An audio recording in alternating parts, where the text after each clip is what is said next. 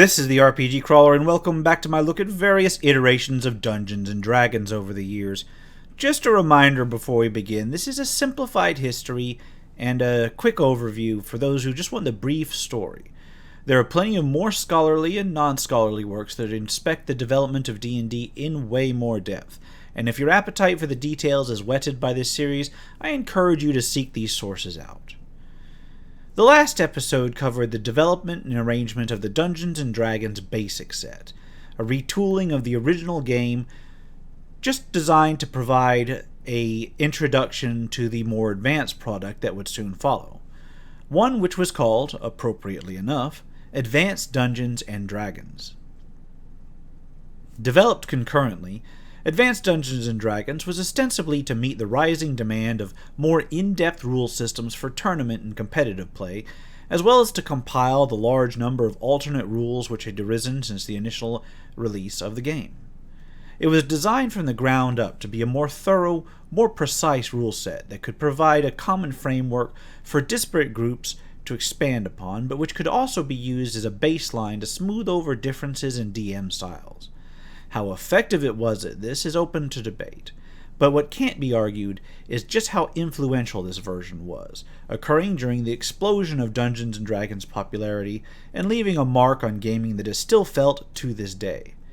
Indeed, recent reprints and PDF re-releases have shown that there's still some demand for this edition, and the 5th edition, current as of this recording, has taken some inspiration from both the system and the adventures released for AD&D, many of which are considered classics and must-plays for serious role-playing gamers. By the time it was released, the creative partnership between Gary Gygax and Dave Arneson had broken up, leaving Gygax as the sole credited author of the core rulebook, although others would be credited for later books and supplements. His fingerprint is on the wording and the rules throughout all 3 core books, which can be good or bad depending on who you ask. AD&D was initially released as 3 books, which received many reprints throughout the lifespan of that edition. The books were the Player's Handbook, the Dungeon Master's Guide, and the Monster Manual. The arrangement took its cue from the earlier box set, albeit rearranged, but this separation into 3 hardcovers ended up setting the trend for AD&D, and later D&D, evident throughout modern times, with each system besides the basic rules later on, released in this 3-volume core book manner. Interestingly, the release year is harder to pin down than in prior versions, because they were staggered. If you are a modern player and you had concerns when 5th edition was released over the course of a few months, imagine the AD&D schedule. The Monster Manual was released first in 1977, the Player's Handbook in 1978, and finally the Dungeon Master's Guide in 1979. Yes, that means it took years for the full set to be released. Physically, the books were quite well put together, with even worn copies available now having a long lifespan. Over the life of the product, new cover art was eventually produced, but the contents remained largely the same. The books were arranged a little bit differently than what you might expect of a modern game, with the bulk of the actual combat system data actually relegated to the DMG, and material in the Player's Handbook mostly consisting of the bare minimum necessary to play a player character. You don't see precisely the same division of content in any system since, and while I admit that it makes some degree of sense in terms of keeping some rules shielded from the players, it does make it difficult at times to determine which book a rule is included in, beyond simply where in that book the rule might be. Now, while AD&D had some similarities with the prior original D&D, if one were to include many of the optional rules that accrued throughout various publications and supplements, there were many more differences. Certain rule systems were included that set the stage for later editions, and yet others didn't manage to survive past this iteration. I'll go ahead and take a look at the sections of each of the 3 core rulebooks, with a focus on rules that differed from prior and later versions, as well as quick mentions of relevant developments from later supplements along the way. We'll start with the Player's Handbook, which is just over 120 or so pages. It's tiny when compared with modern Player's Handbooks. It opens with a foreword from Mike Carr, then Games and Rules editor at TSR, and is then prefaced by Gary Gygax. The Advanced Dungeons & Dragons books are far more verbose than those that came before them, and follow Gygax's writing style, which can be cumbersome to sort through at times. It's when you first delve into the character creation rules that the first of the differences between this and the earlier D&D immediately jumps out. Ability scores, while still following the primary 6 set forth in that book, now each have their own tables worth of bonuses and other defining characteristics, and these tables go into much more depth. For instance, the strength table alone not only gives adjustments to the hit probability and damage, but also to the weight a character may carry, how easy it is for them to open doors and to bend bars. Further, the fighter's exceptional strength ability is taken into account, in which fighters, and only fighters, who have an 18 strength then roll a percentile die for additional bonuses. Other ability scores have similar tables of varying importance. Many of the tables are well commented, because classes and races now have minimum and maximum abilities that they can roll. It can be a confusing web, but fortunately, almost directly after the ability tables, the character races are described, and tables are given there for ease of reference as to the minimum and maximum ability scores that each race can have, as well as the limit to their level should they choose certain classes. Sadly, no such table is given for the limits certain classes have in their ability scores, and yet such limits do exist. They do bear a mention at the beginning of each class later on, at least as far as the minimums go. In this edition, classes are now quite separate from races, with each race being able to adopt a list of classes, and in some cases multiple classes at once. The races have been expanded as well. The prior humans, elves, dwarves, and halflings are all there, but they're joined by half-elves, gnomes, and half-orcs as well. The number of classes has also been expanded. Fighting men are now fighters. Magic users and clerics are still around, but the optional thief is now a core class. Furthermore, some elite classes are present as well.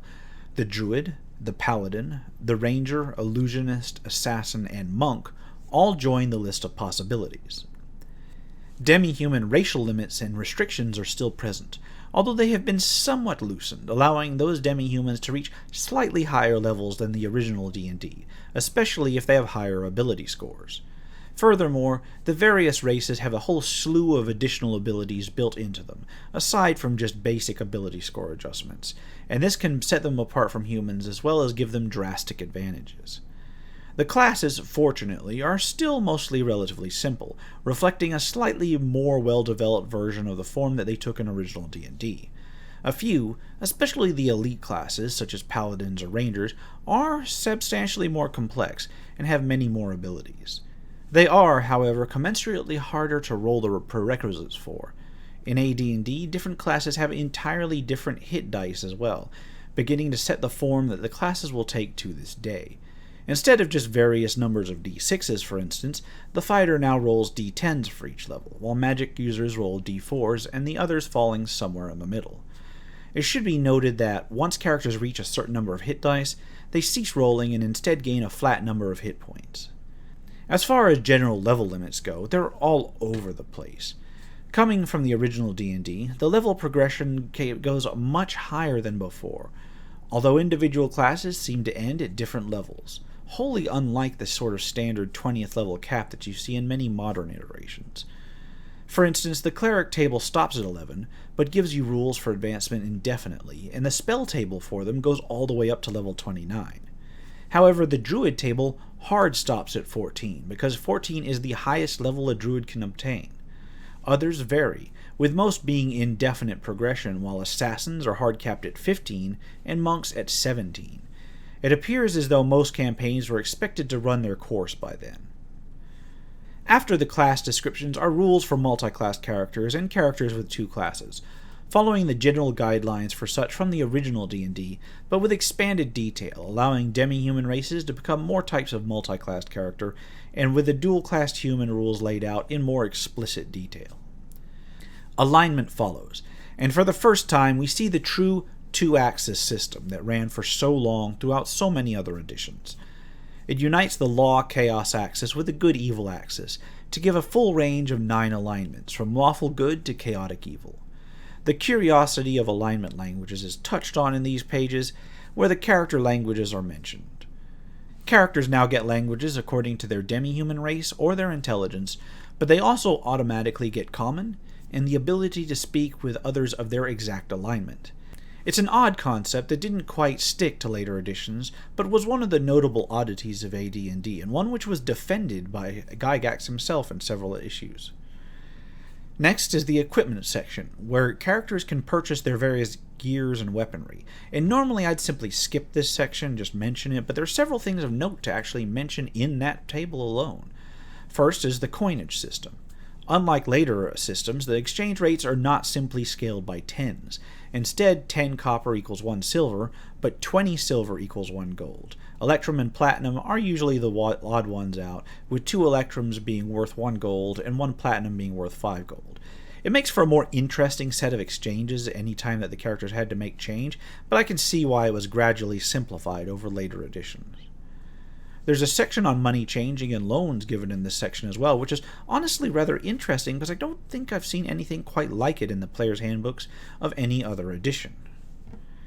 AD&D uses different dice to differentiate between different weapon types, a departure from the straight D6s of the original D&D, but it also distinguishes between the different target sizes, with weapons dealing different damage depending on whether the target is medium-sized or smaller, or larger than medium-sized.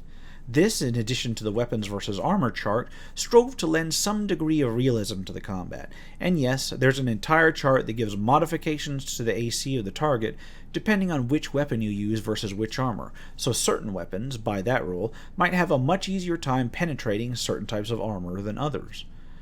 The final bit of note in the equipment section is the proficiency rules. These were meant to limit the character's ability to use certain weapons without penalty, and allowed the player to pick certain weapons their character was proficient in based on class and level.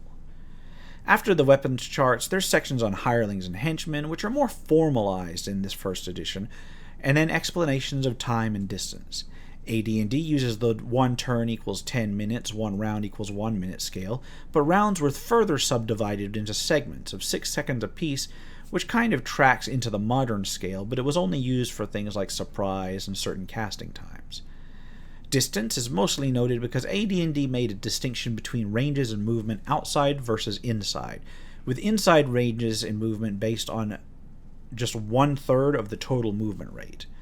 This was justified by having less visibility underground where most indoor combat took place, as well as the need to be more careful running through a crowded corridor than, say, an open field. Fully 60 pages of this book, a little under half of it, are taken up by spell lists. Spell descriptions are given in much more detail than the original D&D, and there are way more of them. Clerics, druids, magic users, and illusionists each have their own distinct spell lists, and spells now had different casting times, component types, and even schools to which they belonged. All in all, spellcasting became a much more involved process, at least for the caster. Many of these spells are evolutions of spells introduced in the original D&D and its various expansion books, but there are many modern mainstays that had yet to be officially implemented, at least in the core book. After the huge selection of spells, there was some guidelines on adventuring, rules for encumbrance and movement rates, which can be adjusted based on your character's strength, and then basic concepts for exploration and encounters, including movement rates per round and per segment, light sources, infra and ultra vision, silent and invisible movement, and then the surprise check. Most of these, save for the movement and light sources, are covered as generalities, but the surprise check itself is more involved, with each group contesting surprise and the difference, provided the opponent is successfully surprised, marking a number of free segments in which their opponents can act. There's an entire section on exactly what defines traps, tricks, and encounters, and then some brief examination of options for combat. I particularly enjoy the way that they have them listed here because while the various options and possibilities of things that can be done each round are described, sometimes in detail, the specific rules are mostly left unmentioned, leaving it to the DM to judge. The award of experience is briefly explained, although most of the details go into justifying the rewards of experience for treasure as well as combat, which actually functions on a 1 experience to 1 GP basis. The main part of this book finishes up with some commentary on poisons and successful adventures. The last portion of the player's handbook are the appendices, and these are very interesting. Appendix 1 gives rules for psionics and psionic wild talents, including descriptions of the powers and so forth. It amounts to almost a game within a game, since psionics have their own special rules set for combat and the like. Appendix 2 covers the Bard class, which is an advanced class in AD&D that requires the prospective Bard to take on a few different classes in their life, and is the only class which requires this. Appendix 3 covers a graph of the alignments, while Appendix 4 gives a brief explanation of the nature and arrangement of the various planes of existence, which is the first time that the core cosmology of D&D stuck to through most of its lifeline was actually mentioned in a core book.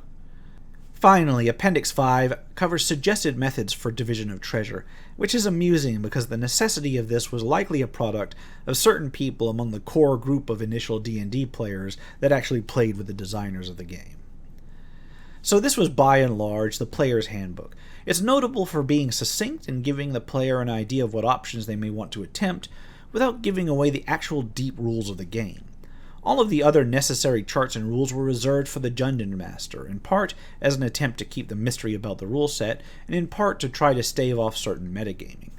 Alas, this was probably a hopeless task doomed from the outset by the ready availability of the DMG, but I can appreciate at least the attempt to divide the rules into such a manner. To tell the truth, the amount of information reserved for the DM and even the thickness of the books is an indication of the ever-shifting balance between DMs and players and the philosophy of D&D's design that has been changing from edition to edition, although that's a topic for a completely different video. For now, let's take a look at the rest of the core books. The Dungeon Master's Guide was over 100 pages longer than the Player's Handbook and included not only specifics on the rules mentioned in the Player's Handbook, but also a large number of tips and techniques necessary for the Dungeon Master only. The DMG starts with the same sort of introductory material as the Player's Handbook, going into what the AD&D game is, then includes a basic section on dice rolls and probability spreads, which is something that you don't see in such in-depth analysis in modern systems. There's mention of various play aids available at the time, such as miniatures and the like, as well as the specifications of what sort to use, then goes directly into player character creation. There's an explanation of the 4 different dice roll methods that were suggested to be used, including the classic 4d6 drop the lowest, assign as you wish method that has become so standard in later editions. Explanations of assigning and generating stats for NPCs is included here too, rather than in its own NPC section, as well as a brief explanation as to how to handle wishing for higher stats, which brings all of the ability score guidance into one section at the start. Secondary skills are then discussed, bringing the first idea that one should probably have something to define your PC's non-adventuring career. And then there's some talk on and discouragement of statting characters out at higher level. It was really not recommended. Character age and aging rules are given, not too dissimilar from aging rules present in later editions, as well as some discussion of unnatural aging, since a few different effects can cause this in AD&D, including simply casting or being under the effect of certain spells. Interestingly enough, a guide then talks about the chances of contracting disease, not only from the perils of adventuring, but also simply from exposure that might occur during your downtime, living amongst the crowded conditions of a city or traveling through jungles and so forth. There's some basic talk about ability scores, races, and racial tendencies, and then tables to generate the various followers each class might obtain at later levels, as well as the details on the Paladin's Warhorse, which is a necessary bit of information that was kept out of the Player's Handbook. Weirdly, a few pages are also given over to the talk of spies, spying, and various thief and assassin skills in a very broad manner, which don't all directly correspond to actual PC abilities. I suppose that if one had to put them in a place, the part corresponding to classes might as well be it, but it just seems like they're almost shoehorned in. There's a couple pages regarding monsters as characters, and then lycanthropic characters, and I must say, Gygax did not mince words about stating his opinion on players who'd insist on trying them out. In fact, there's a lot of phraseology in the Advanced Dungeons & Dragons core books that really throws a lot of shade on certain RPG practices, and I really should do a video on nothing but that sometime. At least lycanthropy got some actual charts to handle the various changes and so forth, which made it seem the more palatable option and probably the more likely option, since characters were probably going to get exposed to it at some time during their careers. The alignment system is then more fully explained, along with alignment languages as before, and then guidelines for changing alignments, which can be done but entails a fair amount of costs. There's a section on money and wealth, which includes a little bit of information on upkeep, on various types of gemstones and their properties, various other rare commodities, descriptions of armor, and of hirelings of various sorts. Indeed, the sections on hirelings and henchmen are more extensive than I've seen in virtually any other main edition of the game, and I believe that stems from just how useful both hirelings and henchmen were in AD&D. It seems as if some characters, at least, were expected to travel with a full entourage in the style of medieval nobility, or at least medieval warrior classes. The DMG proceeds with a section on timekeeping and then a section on spell acquisition. Clerics in this edition are presumed to get spells from their gods and their gods' servants for the purposes of advancing their gods' aims, which is a slight departure from later editions in that spells of higher levels were granted only with special consideration, rather than just being automatically doled out of hand. There follows some discussion on spell recovery times, which are rather lengthy compared to modern games, requiring much more in the way of rest and preparation time. Something on tribal casters, or those spellcasters amongst various humanoid races, then follows, and then there's some specific commentary on judging certain spells. There's a section on adventures, starting with outdoors and overland adventures. This section includes hex exploration and population densities, long-distance travel procedures, rules for getting lost, pretty much everything standard that you'd see in a section to this day. Then there's some extensive talk on travel through the air and aerial combat, waterborne adventures and naval travel and combat, underwater adventures, and spells barred or changed by underwater use, and then travel through the planes of existence, which is actually a little bit more than you'd see in some modern systems. Rules for adventure and exploration indoors follow, with various rules for detection and perception and specifics of combat. The rules for each round and surprise are given, as well as the general reaction tables to determine the initial stance of intelligent creatures. The combat rules of AD&D do not include certain things that were considered standard starting with the next edition, such as weapon speed factor and the like, but are otherwise quite robust, with fairly detailed for the time rules on everything from cover to grenade-like missiles and so forth. There's even a section on pursuit rules, which might become necessary in the event that things go badly for the party. All of the tables necessary for combat are here as well, thus keeping the rules hidden from the players unless the DM wishes them to know what they are. I suppose this might be quite useful to retain some degree of mystery and flexibility on the DM's part, although it does add a bit of bookkeeping to the game. These tables include the attack matrices, which are not quite a perfect representation of the THAC0 tables from 2nd edition, but they're close enough, as well as the tables necessary for psionic combat, which I mentioned before seems to be an entirely separate sort of engagement rule set. The saving throws, at least, should be familiar to anyone who's played these older editions before, giving the classic categories of paralyzation, poison, or death magic, petrification or polymorph, rod, staff, or wand, breath weapon, and finally spells. So interestingly enough, after the rules for hit points and death and recovery, there's also systems for intoxication and insanity, which I don't think were in the core rulebooks for a number of iterations after this one. Rules for experience gain are then given, including the aforementioned XP for treasure.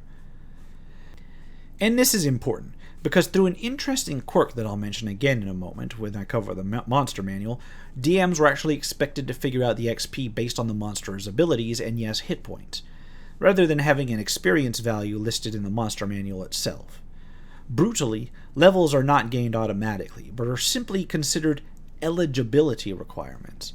How a character's behavior tracks with their class is then noted during the adventures, and when a character requests a level up, training time is determined by how well they practice the skills of their class and clung to their class's concepts. Money and time are then spent to level up based on how long it was going to take them to train up to the next level. After this is a fairly basic explanation of running a campaign and the various aspects of medieval society, followed by suggestions on monsters and treasure placement, and then territory development or stronghold rules. A sample dungeon and then a sample of play is then given just to show how a simple adventure might play out. More information on the specific details and traits of NPCs are then given, including non-humans. Rules for structure construction and siege combat are then touched upon, and once again, although relatively simple, these rules are present in a core book, and it makes for a more complete picture than some later editions that simply glossed over it or ignored it. A section on conducting the game at the table, including how to handle new and troublesome players, is then examined, which is actually very useful, as well as dealing with players that have multiple characters. In other campaign sections that follow, there are rules for conversion amongst some other TSR games that were available at that time, Boot Hill and Gamma World specifically. General magical and spell research guidelines follow, as well as guidelines and rules for manufacture of various magical items. Some miscellaneous rules about using items and energy draining follow, including the famous potion miscability table, which helped limit the number of multiple potions a character could chug down all at once. Now, already this is about the length of the player's handbook, and therein lie the bulk of the DM's specific rulings. However, there's half of the book to go. Don't worry, though. From here on, it's very general. First are the treasure tables. As the spell information tables took up most of the player's handbook, so too do the treasure tables take up a large section of the DMG. This includes chart not only for the monetary treasure, but also for the lists and descriptions of the various magical items in the game. These lists are far more extensive than they were in the original D&D, and include many now classic items, although there were a few to be added later on. Now, I'm not going to get into their specifics, but each item is accompanied by a thorough description of a paragraph or more, with more complex items having upwards of half a page. The concept of the artifact was expanded upon in this edition as well, with example artifacts given. Each artifact had a number of random power slots as well, meaning that the item could be customized for a particular campaign. The rules for intelligent swords were also expanded, and took a form similar to what would follow for the next few editions. Finally, a decent portion of the book, some 60 pages or so, are the Appendices, which, once again, are a very interesting portion of the rules. Appendix A includes a full system for random generations of dungeons, including maps. Interestingly enough, this has been used in later eras to actually make interactive games from. Appendix B has a similar random wilderness terrain generation. C includes guidelines for crafting random monster encounter tables, as well as extensive general tables for monsters in dungeons, wilderness, and city encounters. Appendix D presents tables for random creatures from the lower planes, to account for the various fiends, while E is an alphabetical listing of monsters with experience points values already included, as well as the basic statistics. Appendix F covers various games of chance, G is a basic table of traps, while H is a similar table of tricks. Appendix I covers dungeon dressing, or the miscellaneous items that you find in various rooms, while J is various lists of herbs and spices. K is a list of various descriptors for unknown magical substances. Appendix L covers lists of conjured animals, while Appendix M includes summoned monsters in a similar manner for their various spells. Appendix N is the famous inspirational and educational reading appendix, with various works that inspired the game and which are still good reads to this day. Appendix O covers standard encumbrance for various items. Appendix P includes a quick start guide for creating a party of any particular level swiftly. Finally, there's a glossary and index. This brings us to the last of the 3 core rulebooks, the Monster Manual, and no, I'm not going to go over it in detail. The vast majority of this book is simply a list of monsters with statistics in detail, not just brief entries from Appendix E, as well as detailed descriptions and illustrations of each monster in turn. Some include descriptions of their various tactics. Of note is that these entries don't actually include XP totals, which is strange because those totals were listed in Appendix E of the DMG, and it might be because the DMG wasn't produced until after the Monster Manual. These creatures also use treasure type tables, which is listed in the rear of the Monster Manual and seems like a further refinement of the initial tables in the DMG. Now, later books would include additional material. There were other monster books released in the Monster Manual 2 and Fiend Folio, many of which are now considered classics. Deities and Demigods covered the various gods from a variety of pantheons, while Unearthed Arcana expanded and clarified the rules in particular areas, with additional races, classes, and equipment, and an optional ability score called Comeliness. Additional magical items and spells were included with the Unearthed Arcana as well, making it a very useful source even if you don't use some of the alternate rules. The Manual of the Planes covers the various extraplanar realms in detail, and finally, towards the end of the cycle, such supplements as Oriental Adventures, Wilderness, and Dungeoneering survival guides implemented not only rules better suited for their particular settings, but also the non-weapon proficiency system, which fleshes out individual character skills instead of the secondary skill system, and functioned as the basis for the second edition iteration of the same rule. And of course, skills were developed from those proficiency rules for later editions. All in all, Advanced Dungeons & Dragons was a very thorough expansion of the Dungeons & Dragons rules, and was, in my humble opinion, more feature-complete in its core rules than almost any other core rules produced by any other edition before or since. Granted that many of those rules were somewhat cumbersome, or might seem unnecessary to a number of gamers, but the important thing is that they were there to give the DM something to start with. It's no surprise, then, that even now a decent number of people still play this edition, or something like it from the various retro clones that are out there. Many of the most classic D&D modules were produced during the run of AD&D. The Temple of Elemental Evil, the Tomb of Horrors, the Queen of Spiders, etc. These are modules that are still popular to this day, and others have seen reprints or full conversions in recent years. Incidentally, it's also the longest running of the editions, from the first book's initial release in 1977 through the release of second edition in 1989. Only the BECMI version of D&D, which I shall cover in another video, had a comparable lifespan, and that one underwent major restructuring at least twice during its time. Especially when you consider the fact that the last print run of AD&D was after second edition had already been released. That meant that it was on shelves for quite some time. And this is not even including the recent premium reprints. So how's that for system longevity?